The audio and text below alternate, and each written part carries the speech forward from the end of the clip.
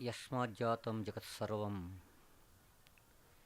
ಯಸ್ಮಿನ್ನೇವ ಪ್ರಲೀಯತೆ ಏನೇದಂ ಧಾರ್ಯತೆ ಚೈವ ತಸ್ಮೈ ಜ್ಞಾನಾತ್ಮನೇ ನಮಃ. ಶಂಕರಂ ಶಂಕರಾಚಾರ್ಯಂ ಕೇಶವಂ ಬಾದರಾಯಣಂ ಸೂತ್ರಭಾಷ್ಯಕೃತೋ ವಂದೇ ಭಗವಂತೌ ಪುನಃ ಪುನಃ. ಪರಮಪೂಜ್ಯ ವೇದಾಂತ ಕೇಸರಿ ಮಲ್ಲಿಕಾರ್ಜುನ ಮಹಾಸ್ವಾಮೀಜಿಯನ್ನು ವಂದಿಸುತ್ತಾ, ನಡೆದಾಡುವ ದೇವರು ವಿಶ್ವಸಂತರು ಪರಮಪೂಜ್ಯ ಅಪ್ಪಾಜಿಯವರ ಚರಣಾರವಿಂದಕ್ಕೆ ವಂದಿಸುತ್ತಾ, ಈ ಒಂದು ಸತ್ಸಂಗದ ಕಾರಣೀಭೂತರಾದಂತಹ ಪರಮಪೂಜ್ಯ ಗುರುಗಳಾದಂತಹ ತಿಕೋಟ ಅಪ್ಪಾಜಿಯವರ ಚರಣಾರವಿಂದಕ್ಕೆ ವಂದಿಸುತ್ತಾ, ಒಂದು ತಿಂಗಳ ಪರ್ಯಂತ ಜ್ಞಾನ ದಾಸೋಹವನ್ನು, ಜ್ಞಾನಾಮೃತವನ್ನು ಉಣಬಡಿಸಿದಂತಹ ಪರಮಪೂಜ್ಯ ಸಂಗಮೇಶ್ವರ ಅಪ್ಪಾಜಿಯವರ ಚರಣಾರವಿಂದಕ್ಕೆ ಆದಿಯಾಗಿ ವೇದಿಕೆಯನ್ನು ಅಲಂಕರಿಸಿದಂಥ ಎಲ್ಲ ಪೂಜ್ಯರ ಪಾದಾರವಿಂದಕ್ಕೆ ಅನಂತ ವಂದನೆಗಳು ಹಾಗೂ ಶರಣರಾದಂಥ ತಮ್ಮೆಲ್ಲರಿಗೂ ಕೂಡ ನನ್ನ ಅನಂತ ವಂದನೆಗಳು.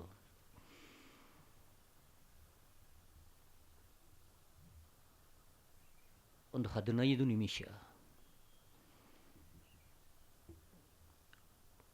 ಸತ್ಸಂಗವನ್ನು ಯಾಕೆ ಕೇಳಬೇಕು?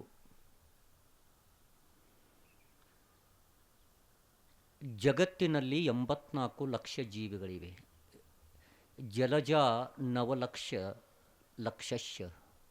9 ಲಕ್ಷ ಜಲಚರಗಳು, 11 ಲಕ್ಷ ಕ್ರಿಮಿಕೀಟಗಳು, 30 ಲಕ್ಷ ಪ್ರಾಣಿಗಳು, 20 ಲಕ್ಷ ವೃಕ್ಷಗಳು, 4 ಲಕ್ಷ ಮನುಷ್ಯ ಪ್ರಕಾರ, ಒಟ್ಟು 84. ಇದು ಪದ್ಮ ಪುರಾಣದಲ್ಲಿ ಬರುವಂತಹ ಒಂದು ಉಲ್ಲೇಖ ಇದೆ. 84 ಲಕ್ಷ ಜೀವಿಗಳಲ್ಲಿ 84 ಲಕ್ಷ ಜೀವಿಗಳಲ್ಲಿ ಪ್ರಜ್ಞೆ ಇದೆ, ಜ್ಞಾನ ಇದೆ, ಆದರೆ ವಿಶೇಷ ಜ್ಞಾನ ಇಲ್ಲ. ಆಹಾರ ನಿದ್ರಾ ಭಯಮೈಥುನಂ ಚ ಸಾಮಾನ್ಯಂ ಏತ್ ಪಶುಭಿ ನರಃ ಜ್ಞಾನಂ ಹಿ ತೇಷಾಂ ಅಧಿಕೋ ವಿಶೇಷ ಜ್ಞಾನೇನ ಹೀನ ಪಶುಭಿ ಸಮಾನ ಅಂತೇಳಿ. ಆಹಾರ ನಿದ್ರಾ ಭಯ ಮೈಥುನ. ಆಹಾರ ಅಂದರೆ ಊಟ ಮಾಡೋದು, ನಿದ್ರೆ ಮಾಡೋದು, ಹೆದರಿಕೆ ಮತ್ತು ಕಾಮವಾಸನೆ. ಇದು ಪಶು ಪಕ್ಷಿ ಕ್ರಿಮಿಕೀಟ ಮನುಷ್ಯ ಎಲ್ಲರಿಗೂ ಇದೆ. ಇಷ್ಟಕ್ಕೆ ಮಾತ್ರ ಮನುಷ್ಯ ಸೀಮಿತನಾಗಿದ್ದೇ ಆದಲ್ಲಿ ವಿಶೇಷ ಜ್ಞಾನ ಇರದೇ ಇದ್ದರೆ ಜ್ಞಾನೇನ ಹೀನ ಪಶುಭಿ ಸಮಾನ. ನಾಯಿಗೂ ಜ್ಞಾನದ, ಆದರೆ ವಿಶೇಷ ಜ್ಞಾನ ಇಲ್ಲ. ನಾಯಿಗೆ ತಮ್ಮ ಯಜಮಾನ ಬಂದದ್ದು ಗೊತ್ತಾಗ್ತದ, ಬಾಲ ಅಲ್ಲಾಡಿಸಿ ತನ್ನ ಭಾವನೆಯನ್ನು ವ್ಯಕ್ತಪಡಿಸ್ತದ. ಆದರೆ ಅಷ್ಟು ಸಾಮಾನ್ಯ ಜ್ಞಾನ ಇದೆ, ವಿಶೇಷ ಜ್ಞಾನ ಇಲ್ಲ. ನಾಯಿಗೆ ನೀವು ಬ್ರೆಡ್ ಹಾಕ್ತೀರಿ, ರೊಟ್ಟಿ ಹಾಕ್ತೀರಿ, ಆದರೆ ನಾಯಿ ರೊಟ್ಟಿ ಬ್ರೆಡ್ ತಿಂತದ. ಆದರೆ ನಾಯಿ ಅನ್ನೋದಿಲ್ಲ ನಂಗೆ ಬ್ರೆಡ್ ಕೊಡಬೇಡ್ರಿ, ಆ ಬ್ರೆಡ್ ಟೋಸ್ಟ್ ಮಾಡಿ ಕೊಡ್ರಿ ಅಂತಂತದ ನಿಮ್ಮ ನಾಯಿ. ಯಾವಾಗ ಅನ್ನಂಗಿಲ್ಲ. ನಾಯಿಗೆ ಹೋಳಿಗೆ ಹಾಕಿದರೆ ಹೋಳಿಗೆಗೆ ತುಪ್ಪ ಹಚ್ಚಿಕೊಡ್ರಿ ಅಂತ ಹೇಳಂಗಿಲ್ಲ. ಹಾಗೆ ಇವೆಲ್ಲ ವಿಶೇಷವಾದಂಥ ಜ್ಞಾನ ಕೇವಲ ಮನುಷ್ಯನಿಗಿದೆ. ಅದಕ್ಕೆ ಆ ಮನುಷ್ಯ ಜ್ಞಾನ ಸಂಪಾದನೆ ಮಾಡಬೇಕು. ನಹಿ ಜ್ಞಾನೇನ ಸದೃಶಂ ಪವಿತ್ರಮಿಹ ವಿದ್ಯತೆ ತತ್ ಸ್ವಯಂ ಯೋಗ ಸಂಸಿದ್ಧ ಕಾಲೇನಾತ್ಮನಿ ವಿಂದತಿ ಅಂತೇಳಿ ಭಗವದ್ಗೀತೆ ಹೇಳ್ತದೆ. ಅದಕ್ಕೆ ಭಗವದ್ಗೀತೆಯ ಜ್ಞಾನ ಅತ್ಯಂತ ಶ್ರೇಷ್ಠವಾದದ್ದು. ಆ ಜ್ಞಾನವನ್ನು ಪಡಿಬೇಕಾಗಿತ್ತು ಅಂತಂದರೆ ಇಂಥ ಪೂಜ್ಯರ ಆಶೀರ್ವಚನ ಕೇಳಬೇಕು. ಅದರಲ್ಲೂ ಎಷ್ಟು 700 ಶ್ಲೋಕದಲ್ಲಿ ಬರುವಂಥ 18 ಅಧ್ಯಾಯಗಳಲ್ಲಿನ ಮೊದಲನೇ ಅಧ್ಯಾಯ ಹಿಡ್ಕೊಂಡು ಏನದ, ಮೊದಲನೇ ಅಧ್ಯಾಯ ಪ್ರಾರಂಭ ಆಗೋದು ಧೃತರಾಷ್ಟ್ರ ಉವಾಚದಿಂದ. ನೋಡ್ರಿ, ಭಗವದ್ಗೀತೆಯಲ್ಲಿ ಮಾತನಾಡುವವರು ಕೇವಲ 4 ವ್ಯಕ್ತಿಗಳು ಮಾತ್ರ: ಧೃತರಾಷ್ಟ್ರ, ಸಂಜಯ, ಅರ್ಜುನ, ಶ್ರೀಕೃಷ್ಣ ಪರಮಾತ್ಮ. ನೋಡಿ,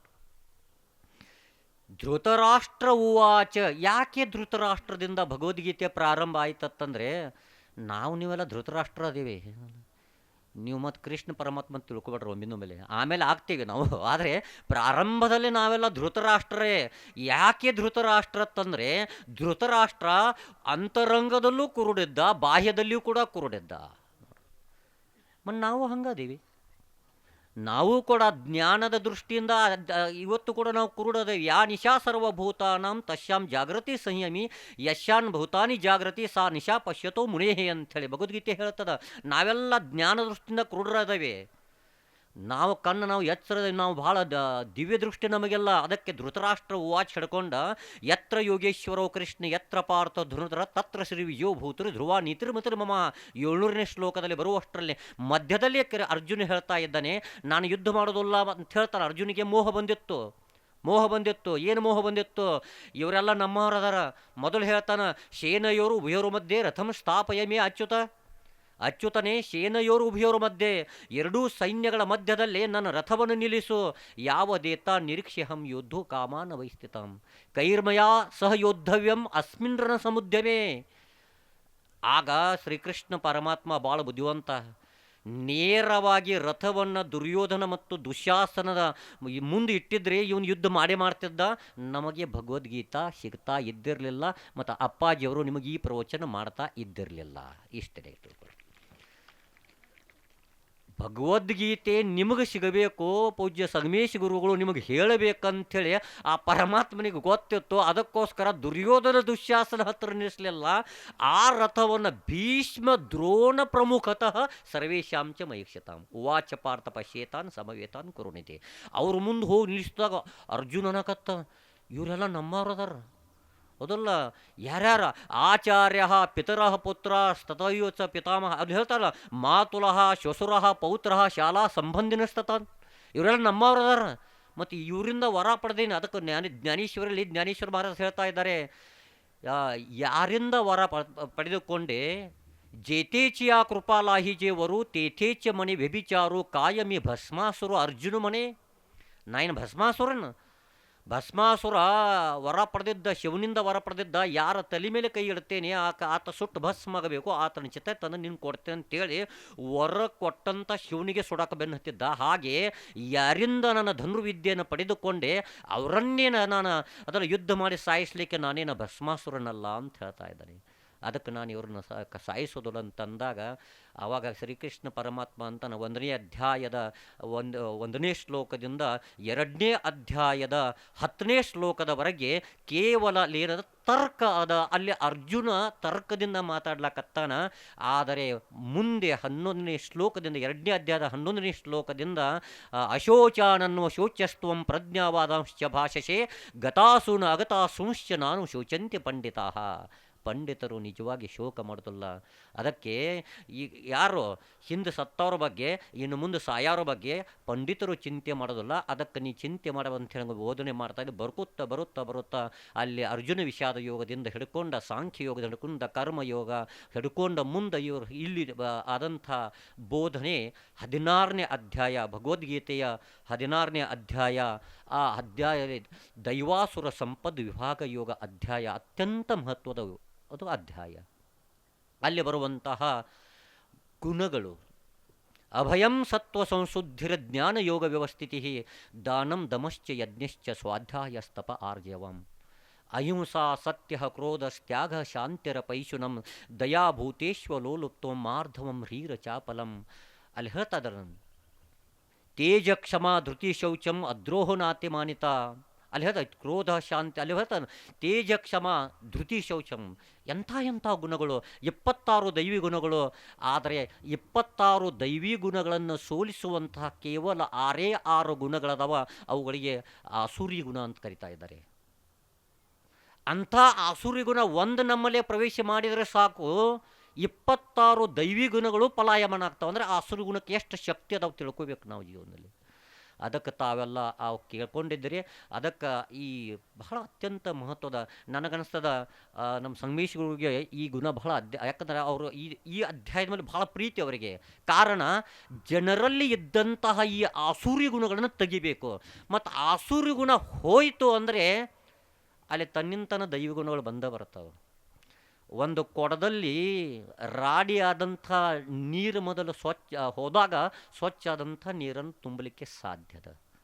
ಅದಕ್ಕೋಸ್ಕರ ಮೊದಲು ಅಜ್ಞಾನ ಕಳ್ಕೋಬೇಕು. ಅಭಯಂ ಸತ್ವ ಸಂಶುದ್ಧರಿ, ಮೊದಲು ಅಭಯ ಹೋಯಿತು, ಸತ್ವ ಸಂಶುದ್ಧರಿ ತನ್ನಿಂತಾನ ಬರ್ತದೆ. ಮತ್ತು ಒಂದು ಕಾಮ ಮೊದಲು ಬತ್ತು ಎಲ್ಲ ಬರ್ತಾವೆ. ಅದಕ್ಕೆ ಧ್ಯಾಯತೋ ವಿಷಯಾನ್ ಪುಂಸಾನ್ ಸಂಗಸ್ತೇಶ ಅಲ್ಲಿ ಧ್ಯಾಯತು ವಿಷಯಾನ್ ಪುಂಸಾನ್ ಸಂಗಸ್ತೇಷುಪಜಾಯತೆ ಸಂಗಾ ಸಂಜಾಯತೆ ಕಾಮಃ ಕಾಮಾತ್ ಕ್ರೋಧೋ ವಿಜಾಯತೆ ಕ್ರೋಧಾದ್ ಭವತಿ ಸಮ್ಮೋಹ ಸಮ್ಮೋಹಾತ್ ಸ್ಮೃತಿಭ್ರಮ ಸ್ಮೃತಿಭ್ರಂಶಾತ್ ಬುದ್ಧಿನಾಶೋ ಬುದ್ಧಿನಾಶಾತ್ ಪ್ರಣಶ್ಯತಿ. ಇವತ್ತು ಪ್ರಣಶ್ಯತಿ ಕಾರಣ ಏನತ್ತಂದರೆ ನಮ್ಮಲ್ಲಿದ್ದಂತಹ ಈ ಆಸಕ್ತಿ, ಈ ಕಾಮ, ನಮಗೆ ಹೆದರಿಕೆ ಇದೆ, ಇನ್ನೂ ಬೇಕು ಬೇಕು ಬೇಕು ಅಂಥೇಳಿ. ಅದಕ್ಕೋಸ್ಕರ ಈ ಬೇಕು ಅನ್ನುವಂಥ ಬಿಟ್ಟು ಭಯ, ಹೆದರಬೇಡಿ. ಅಧ್ಯಾತ್ಮ ನಮಗೇನು ಕಲಿಸಿಕೊಡ್ತದಂದರೆ ನಾವು ಹೆದರಬಾರ್ದು. ಅದಕ್ಕೆ ನಮ್ಮ ಹೆದರಿಕೆಯನ್ನು ಕಳೀತದೆ. ಅದಕ್ಕೋಸ್ಕರ ಸತ್ಸಂಗ ಕೇಳಬೇಕು. ಸತ್ಸಂಗ ಏನು ಮಾಡ್ತದ? ಜಾಢ್ಯಂ ಧೀಯೋ ಹರತಿ ಸಿಂಚತಿ ವಾಚ ಸತ್ಯಂ ಮಾನೋನ್ನತಿಂ ಪಾಪಮಪಾಕರೋತಿ ಚೇತಃ ಪ್ರಸಾದಯತಿ ದಿಕ್ಷು ತರೋತಿ ಕೀರ್ತಿಂ ಸತ್ಸಂಗತಿ ಕಥಯ ಕಿಂ ನ ಕರೋತಿ ಪೂಸಾಂ. ಸತ್ಸಂಗತಿ ಕಿಂ ನ ಕರೋತಿ, ಏನು ಮಾಡಲಿಕ್ಕೆ ಸಾಧ್ಯ ಇಲ್ಲ.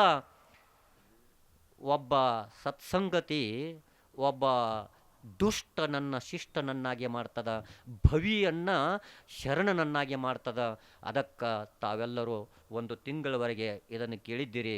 ಯಾಕಂದರೆ ಸಮಯ 5 ನಿಮಿಷ ಉಳಿತು. ನಾನು ಅಲಾರಾಮ್ ಹಚ್ಚಿದ್ದೇನೆ 15 ನಿಮಿಷ ಅಂದರೆ 15 ನಿಮಿಷ.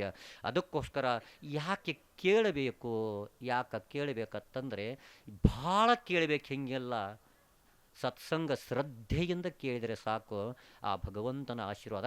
ಕರಿಯ ನಿತ್ತಡೆವಲ್ಲೆ, ಶಿರಿಯ ನಿತ್ತಡೆವಲ್ಲೆ, ಹಿರಿದಪ್ಪ ರಾಜ್ಯವ ನಿತ್ತಡೆವಲ್ಲೆ, ನಿಮ್ಮ ಶರಣರ ಸುಳ್ನುಡಿಯ ಒಂದು ಅರಗಳಿಗೆ ಇತ್ತಡೆ ನಿಮ್ಮ ನಿತ್ಯ ಕಾಣ ರಾಮನಾಥ.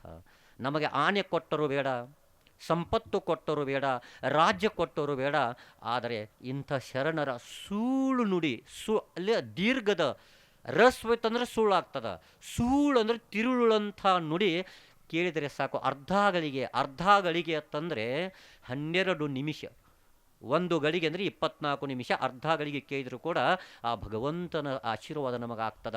ಕಬೀರದಾಸ್ ಇದಕ್ಕಿಂತ ಅವಕಾಶ ಕೊಡ್ತಾ ಇದ್ದಾರೆ. ಏಕ ಘಡಿ ಆದಿ ಮೇ ಪುನಿ ಆದ್ ಕಬೀರ ಸಂಗತ ಸಾಧು ಕಿ ಕಟೈ ಕೋಟಿ ಅಪರಾಧ. ನೋಡ್ರಿ, ಏಕ ಘಡಿ ಅಂದರೆ 24 ನಿಮಿಷ. ನಿಮಗೆ 24 ನಿಮಿಷ ಸಮಯ ಅಲ್ಲ, ಆದಿ ಘಡಿ 12 ನಿಮಿಷ ಅದು ಸಮಯ ಅಲ್ಲ. ಪುನೀಯ ಆದ ಚತುಗೂರ್ ಅಂತೀರಿ ಗೊತ್ತಲ್ಲ, ಅರ್ಧ ರೊಟ್ಟಿ, 1 ರೊಟ್ಟಿ, ಅದರಾಗಿಂದ ಅರ್ಧ ರೊಟ್ಟಿ, ಅದರಾಗಿಂದ ಚತುಗೂರು ರೊಟ್ಟಿ, ಹೌದಲ್ಲ. ಅಂದರೆ 1 ಘಡಿ, ಅದರಾಗಿಂದ ಅರ್ಧ ಘಡಿ, ಅದರಾಗಿಂದ ಪುನೀಯ ಆದ. ಇಷ್ಟು ಕೇಳಿದ್ರು ಕಟೈ ಕೋಟಿ ಅಪರಾಧಗಳು ಕಳೀತಾ ಇವೆ. ಅದಕ್ಕೆ ಹಿಂದೆ ಈಗ ಏನು ಮಾಡ್ಯೋ ಗೊತ್ತಿಲ್ಲ, ಈಗೆಲ್ಲ ಪೂಜ್ಯರು ನಿಮಗೆ ಪ್ರವಚನ ಮಾಡಿದಾರಲ್ಲ, ಇನ್ನು ಇಲ್ಲಿಂದ ಮುಂದೆ ನಿಮ್ಮ ಹೊಸ ಜೀವನ. ಅಪಿ ಚೇತ್ಸು ದುರಾಚಾರೋ ಭಜತೆ ಮಾಮ ಅನನ್ಯ ಭಾಗ್ ಸಾಧುರೇವ ಸಮಂತವ್ಯ ಸಮ್ಮಗ್ ವ್ಯವಸಿತೋ ಹಿ ಸಹ. ಅಪಿ ಚೇತ್ಸು ದುರಾಚಾರೋ, ಹಿಂದೆ ನಮ್ಮದು ಎಷ್ಟೋ ಪಾಪ ಆಗಿರ್ಬೋದು, ಕಾಯಿಕ ವಾಚಿಕ ಮಾನಸಿಕ ಆಗಿರ್ಬೋದು, ಯಾವ ಉದ್ದೇಶಿತ ಆಗಿರ್ಬೋದು, ಅನುದ್ದೇಶಿತ ಹೆಂಗೆ ಆಗಿರ್ಬೋದು, ಗೊತ್ತಿದ್ದಾಗಿರ್ಬೋದು, ಗೊತ್ತಾಗದೇ ಆಗಿರ್ಬೋದು, ಎಷ್ಟೋ ಪಾಪಗಳು ಆಗಿದ್ದರೂ ಕೂಡ ಆ ಎಲ್ಲ ಪಾಪಗಳು ಇವತ್ತು ಏನು ನೀವು ಜಪ ಮಾಡಿದ್ರಲ್ಲ, ಆ ಜಪಗಳಲ್ಲಿ ಏನದ ಪಾತಕ ಕೋಟಿ ಕಳೆವಡೆ ಸಾಲದೆ ಒಂದು ಶಿವನ ನಾಮ. ಒಂದು ಶಿವನ ನಾಮ ನೀವು ಮಾಡಿದ್ರೆ ಪಾತಕ ಕೋಟಿ ಕಳೀತಾವ. ಇವತ್ತು ನೀವು ಸುಮಾರು ನನಗನ್ನಿಸ್ತದ ಒಂದು 300-400 ತನಕ ನೀವು ಜಪ ಮಾಡಿದ್ರೆ ನಿಮ್ಗೆ ಎಷ್ಟು ಜನ್ಮದ ಪಾಪ ಕಳೆದಿರ್ಲಿಕ್ಕೆಲ್ಲ ನಿಮಗೆ ಇವತ್ತು ಗೊತ್ತಾಗ್ತದೆ. ಭಗವಂತನ ನಾಮಸ್ಮರಣೆಯಲ್ಲಿ ಎಷ್ಟು ಶಕ್ತಿ ಇದೆ. ಎಷ್ಟು ಪಾಪ ಇದ್ದರೆ ಏನು, ಒಂದು ಶಿವನ ನಾಮ. ಈಗ ಕಬ್ಬ ರೌದಿ ಸುಡ್ತಾರೆ ಗೊತ್ತಲ್ಲ, ಒಂದು 10 ಎಕರೆ ರೌದಿ ಸುಡಬೇಕಾಗಿತ್ತು ಅಂದರೆ ಎಷ್ಟು ಟ್ರಕ್ ಕಡ್ಡಿ ಪೆಟ್ಟಿಗೆ ಬೇಕು? ಈಗ ಒಂದು 10 ಎಕರೆ ರೌದಿ ಸುಡಬೇಕಾಗೈತಿ, ಎಷ್ಟು ಈಗ ಒಂದು ಟ್ರಕ್ ಕಬ್ಬಿನ ಕಡ್ಡಿ ಪೆಟ್ಟಿಗೆ ತರಬೇಕೇನು? ಇಲ್ಲ, ಒಂದು ಕಡಿ ಸಾಕ, ಒಂದು ಕಡಿ. ಹಾಗೆ ಅನಂತ ಪಾಪಗಳು, ಪಾತಕ ಕೋಟಿ ಕಳೆವಡೆ ಸಾಲದೆ ಒಂದು ಶಿವನ ನಾಮ. ಅದಕ್ಕೆ ಇವತ್ತು ಶಿವನ ನಾಮಸ್ಮರಣೆ ಮಾಡಿದ್ದೀರಿ, ಅದಕ್ಕೆ ಒಳ್ಳೆಯ ಸತ್ಸಂಗತನವನ್ನು ಕೇಳಿದ್ದೀರಿ. ಮತ್ತು ನಾವು ಅದಕ್ಕೆ ಇಷ್ಟ ತಿಳ್ಕೊಳ್ರಿ, ಒಳ್ಳೆಯ ಸಂಸ್ಕಾರ ಇರಲಿ. ಈಗ ಮನೆಯಾಗ ಇದನ್ನು ಕೇಳಿ ಇನ್ನು ಪ್ರತಿನಿತ್ಯ ಮನೇಲಿ ಒಂದು ತಾಸು ಓಂ ನಮಃ ಶಿವಾಯ ಅನ್ರಿ. ಮಕ್ಕಳಿಗೆ ಒಳ್ಳೆಯ ಸಂಸ್ಕಾರ ಕೊಡ್ರಿ. ಇಷ್ಟು ಹೇಳುತ್ತಾ 3 ನಿಮಿಷ ಉಳಿದದ.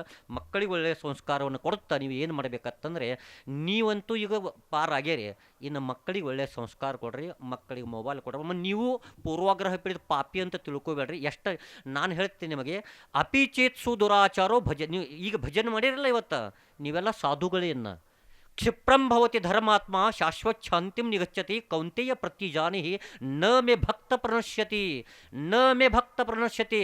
ನನ್ನ ಭಕ್ತ ನಾಶ ಆಗೋದಿಲ್ಲ, ನನ್ನ ಭಕ್ತಿ ಮಾಡಿದ್ದಾನೆ. ಕ್ಷಿಪ್ರಂ ಭವತಿ ಧರ್ಮಾತ್ಮ, ಈ ತಕ್ಷಣವೇ ಅವನು ಧರ್ಮಾತ್ಮ ಆಗ್ತಾ ಇದ್ದಾನೆ. ಭಕ್ತಿ ಬೀಜ ಪಲ್ಟೆ ನೈ ಜೋ ಜುಗು ಜಾಯ ಅನಂತ ಉಂಚ ನೀಚ ಘರ ಅವತರೆ ಹೋಯ ಸಂತ ಕಾ ಸಂತ. ಭಕ್ತಿ ಬೀಜ ಪಲ್ಟೆ ನಹಿ, ಏನು ಭಕ್ತಿ ಮಾಡಿದ್ರಲ್ಲ ಅದು ಪಲ್ಲಟ ಆಗೋದಲ್ಲ.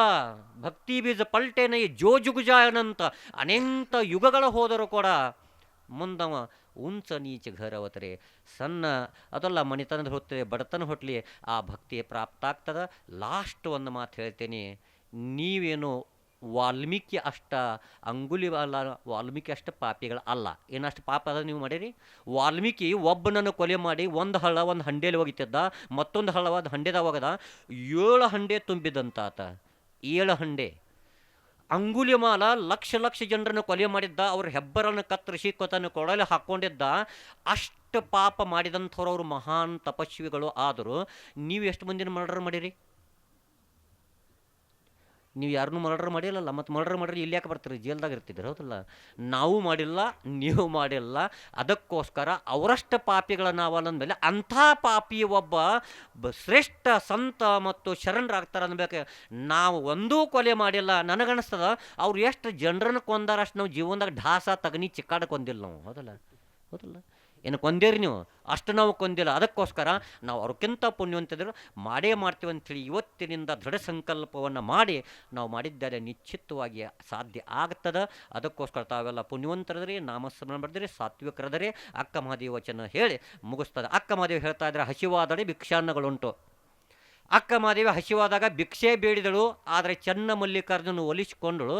ನೀವು ಬಿಸಿ ಬಿಸಿ ಬಿಸಿ ಗರಂ ಗರಂ ತಿಂದರೆ ಮಾಡ್ರಿ, ಹೌದಲ್ಲ? ಆ ತವಿಯದನ್ನು ತೆಗೆದು ಡೈರೆಕ್ಟ್ ಬಾಯಾಗ ಗುಳುಮ್ಮು, ಹೌದಲ್ಲ? ಹಿಂಗೆ ಮಾಡ್ರೆ ಗೊತ್ತು ಪರಮಾರ್ಥ ಮಾಡಬೇಕಾಗ್ತದೆ. ತ್ರಷೆಯಾದರೆ ಕೆರೆಕೊಳ್ಳ ಬಾವಿಗಳುಂಟು. ನೀರಡಕ್ಕಾಗಿತ್ತಂದರೆ ಕೆರೆಯಾಗಿನ ನೀರು ಕುಡಿತಿದ್ದಳು, ಬಾವ್ಯಾಗಿನ ನೀರು ಕುಡಿತಿದ್ದಳು, ಹಳ್ಳದಾಗಿನ ನೀರು ಕುಡಿತಾ ಇದ್ದಳು.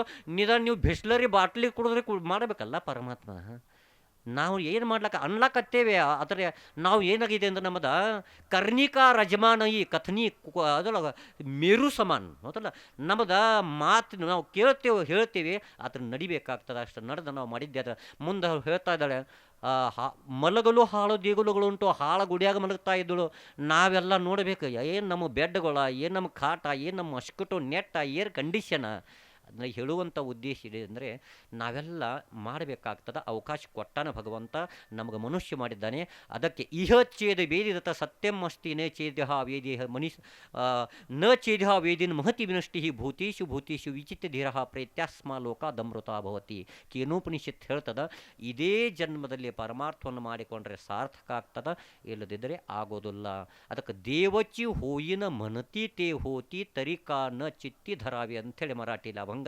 ಅದಕ್ಕೆ ರಾಮ ಸ್ಮರಾಧಿ ಲಾಹೋ ಕರಾಗಾಟ ಗಹಲಾಮ ಬಂದಿ. ಅದಕ್ಕೆ ಈ ಕಲಿಯುಗದಲ್ಲಿ ಭಗವಂತನ ನಾಮಸ್ಮರಣೆ ಇದೆ. ಅದಕ್ಕೆ ಮಕ್ಕಳ ಕೈಗೆ ಮೊಬೈಲ್ ಕೊಡಬೇಡ್ರಿ. ಇದೊಂದು ಲಾಸ್ಟ್ ನಿಮಗೊಂದು ಎಚ್ಚರಿಕೆ ಹೇಳ್ತಾ ಇದ್ದೇನೆ. ಚಿಕ್ಕ ಮಕ್ಕಳ ಕಡೆ ಮೊಬೈಲ್ ಕೊಡಬೇಡ್ರಿ. ಅಳ್ತಾ ಇದ್ರೆ ಒಂದು ಹೊಡಿರಿ. ಮಂತಿದ್ದಾದ್ರೆ ಬಡಿತಿರಲ್ಲ, ಏನು ಮತ್ತೊಂದು ಮುಟಿಗೆ ಮಣ್ಣು ಕೊಡ್ತೀರಿ ಮಗನಿಗೆ? ಕೊಡಂಗಿಲ್ಲ, ಸಾಯ್ತಾ ಅಂತೇಳಿ. ನಿಮ್ಮ ಮಕ್ಕಳನ್ನು ನೀವೇ ಕೈಯಾರೆ ನಾಶ ಮಾಡೋದು ಇತ್ತಂದರೆ ಮಕ್ಕಳ ಕೈಗೆ ಮೊಬೈಲ್ ಕೊಡಬೇಡ್ರಿ. ಆಮೇಲೆ ಮಕ್ಕಳ ಮನೆಗೆ ಬಂದಾಗ ಗಂಡ ಹೆಂಡತಿ ಜಗಳಾಡಬೇಡ್ರಿ. ಯಾಕಂದರೆ ಎತ್ತದ ಆಚರಿತಿ ಶ್ರೇಷ್ಠ ತತ್ತದ್ದೇವೇ ತರೋ ಜನಃ ಸ ಯತ್ ಪ್ರಾಣಂ ಕೃತೆ ಲೋಕಸ್ತದನು ವರ್ತತೆ. ಏತ ವಡಿರಜೆ ಕರಿತಿ ತಯಾನಾಮ ಧರ್ಮುಠೀವಿತಿ ಏರಜೆ ಆಚರತಿ ಸಾಮಾನ್ಯ ಸಕಳ. ಜ್ಞಾನೇಶ್ವರಿ ಹೇಳ್ತದ, ತಂದೆ ತಾಯಿ ಅಜ್ಜ ಅಪ್ಪ ಹೆಂಗೆ ಬದುಕ್ತಾರಲ್ಲ ಹಂಗೆ ಸಣ್ಣ ಮಕ್ಕಳು ನೋಡಿ ಕಲಿತಿರ್ತಾರ. ಅದಕ್ಕೆ ಮಕ್ಕಳ ಮನೆಗೆ ಬಂದ್ರತ್ತಂದ್ರೆ ಸಾಲಿಂದ ಗಂಡ ಹೆಂಡತಿ ಜಗಳಾಡ್ತಿದ್ರತ್ತಂದ್ರೆ ಅವರು ಬಂದಾಗ ಸುಮ್ಕೊಂಡ್ರಿ. ಅವು ಮನೆಗೆ ಹೋದ್ಮೇಲೆ ಮತ್ತೆ ಫೈಟಿಂಗ್ ಆಡ್ರಿ ನೀವು, ಹೌದಲ್ಲ? ನಿಮಗೆ ಯಾರೂ ಬ್ಯಾಡ ಅನ್ನಂಗಿಲ್ಲ. ಇವೆಲ್ಲ ಸಣ್ಣ ಸಣ್ಣ ಘಟನೆ. ಒಳ್ಳೆ ಮಕ್ಕಳಿಗೆ ಸಂಸ್ಕಾರ ಕೊಟ್ಟು ನಿಮ್ಮ ಮಕ್ಕಳಿಗೆ ಒಳ್ಳೆಯ ಸಂಸ್ಕಾರ ಕೊಡ್ರಿ, ಇಂಥ ಸತ್ಸಂಗ ಕೊಡ್ರಿ, ನಾಮಸ್ಮರಣೆ ಮಾಡಿಸ್ರಿ. ಮತ್ತು ರೊಟ್ಟಿ ಮಾಡುವಾಗ ಒಂದೊಂದು ಹೊಡೆತಕ್ಕೆ ರಾಮ್ ರಾಮ್ ಓಂ ನಮ ಶಿವಾಯ ಅನ್ಕೋತ ರೊಟ್ಟಿ ಮಾಡಿ ಮಕ್ಕಳಿಗೆ ತಿನ್ನಿಸ್ರಿ. ಮತ್ತು ಟಿ ವಿ ನೋಡ್ಕೋತ ಅಲ್ಲೇ ಫೈಟಿಂಗ್ ನೋಡ್ಕೋತ ಟಿ ವಿ ಮಾಡಿ ಆ ರೊಟ್ಟಿ ಮಕ್ಕಳಿಗೆ ಕೊಟ್ಟರೆ ಆ ಮಗ ವಿವೇಕಾನಂದಗಲ್ಲ ವೀರಪ್ಪಣ್ಣ ಆಗ್ತಾನೆ, ಗ್ಯಾರಂಟಿ, ಹೌದಲ್ಲ? ಇದಂತೂ ನಿಶ್ಚಿತ ಅದ. ಟಿ ವಿ ನೋಡ್ಕೋತ ನೀವು ಎಂದೂ ಆ ರೊಟ್ಟಿ ಮಾಡಿ, ಯಾಕೆ ಅಲ್ಲೇ ಮರ್ಡರ್ ನಡೆದಿರ್ತದ, ನೀವು ಈ ಕಡೆ ಮರ್ಡರ್ ಮಾಡ್ತೀರಿ, ಹೌದಲ್ಲ? ಅದಕ್ಕೆ ನಿಮ್ಮದಾಯಿತು. ಮತ್ತು ನೀವು ನೋಡ್ಬೇಕಾರೆ ಒಂದು 40 ದಿನ ರೊಟ್ಟಿ ಮಾಡ್ತಾ ಪ್ರತಿಯೊಂದು ಹೊಡೆತಕ್ಕ ಓಂ ನಮಃ ಶಿವಾಯ ಓಂ ನಮಃ ಶಿವಾಯ ಅನ್ಕೋತ ರೊಟ್ಟಿ ಮಾಡಿ ಆ ಮಗನಿಗೆ ತಿನ್ನಿಸ್ರೆ ನಿಶ್ಚಿತವಾಗಿ ಆ ಮಗ ಒಂದು ದಿವಸ ವಿವೇಕಾನಂದ, ನಮ್ಮ ಸಿದ್ದೇಶ್ವರ ಅಪ್ಪಾಜಿ, ಜ್ಞಾನೇಶ್ವರ ಮಹಾರಾಜ, ತುಕಾರಾಮ್ ಮಹಾರಾಜ ಆಗೇ ಆಗ್ತಾನೆ. ಮತ್ತು ನೀವು ಕಸ ತೆಗಿತೀರಿ ಹೊಲ್ದಾಗ ಗೊತ್ತಲ್ಲ, ಕುರುಪಿಲಿ ತೆಗಿತೀರಿ ಬಾಯಿಲಿ ತೆಗಿತೀರಿ? ಕುರುಪಿಲಿ ತೆಗಿತೀರಿ. ಬಾಯಿ ಏನು ಮಾಡ್ತದ? ಬಾಯಾಕೆ ಶುರು ಮಾಡ್ತದೆ ಇನ್ನೊಬ್ಬರಿಗೆ. ಒಂದೊಂದು ಕುರುಪಿಗೆ ಆ ಕಸ ತೆಗಿರಿ, ಕಸ ತೆಗೆದ ಭಗವಂತನ ನಾಮಸ್ಮರಣೆ ಮಾಡೋದು ಕಸ ತೆಗಿರಿ. ಇದುವರೆಗಿದ್ದಂಥ ಆ ಕುರುಕ್ಷೇತ್ರ ನಾಮಸ್ಮರಣೆಯಿಂದ ಸ್ವಚ್ಛ ಆಗಿ ಆ ಕುರುಕ್ಷೇತ್ರನೇ ಧರ್ಮಕ್ಷೇತ್ರ ಆಗಿ ಮುಂದೆ ಒಂದು ಭಗವದ್ಗೀತೆಯ ಒಂದು ಸತ್ಕಾರ್ಯ ಅಲ್ಲ ನಡೀತದೆ. ಈ ತಲೆಗೆಟ್ಕೊಳ್ರಿ. ಧರ್ಮಕ್ಷೇತ್ರ ಕುರುಕ್ಷೇತ್ರ ಸಮವೇತ ಯುತ್ಸವ ಅಂದರೆ ಏತಂದರೆ ಇಲ್ಲಿ ಎರಡು ಅದಾವ, ಒಂದು ಕುರುಕ್ಷೇತ್ರ ಒಂದು ಧರ್ಮಕ್ಷೇತ್ರ. ಎರಡು ಕ್ಷೇತ್ರ ಅದಾವ. ಅಲ್ಲೇನಂದರೆ ಕ್ಷೇತ್ರೇ ಕ್ಷೇತ್ರೇ ಧರ್ಮಂ ಕುರು. ನೋಡ್ರಿ, ಕ್ಷೇತ್ರೇ ಕ್ಷೇತ್ರೇ ಧರ್ಮಂ ಕುರು.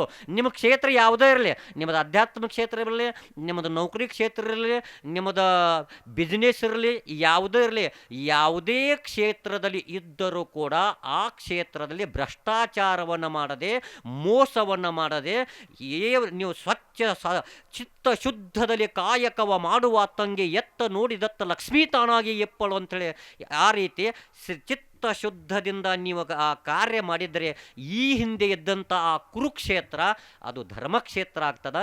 ಯಾವ ಮನೆಯಲ್ಲಿ ಜಗಳ ಆಗುವಂಥ ಕುರುಕ್ಷೇತ್ರ ಇತ್ತು ಆ ಕುರುಕ್ಷೇತ್ರ ಆಗುವಂಥ ಮನೆಯನ್ನು ನಾಮಸ್ಮರಣೆ ಮಾಡ್ರಿ, ಆ ಮನೆಯೇ ಧರ್ಮಕ್ಷೇತ್ರ ಆಗ್ತದಂತ ಹೇಳುತ್ತಾ ನನ್ನ ಎರಡು ಮಾತಿಗೆ ವಿರಾಮ ಹೇಳ್ತಾ ಇದ್ದೀನಿ. ಎಲ್ಲರಿಗೂ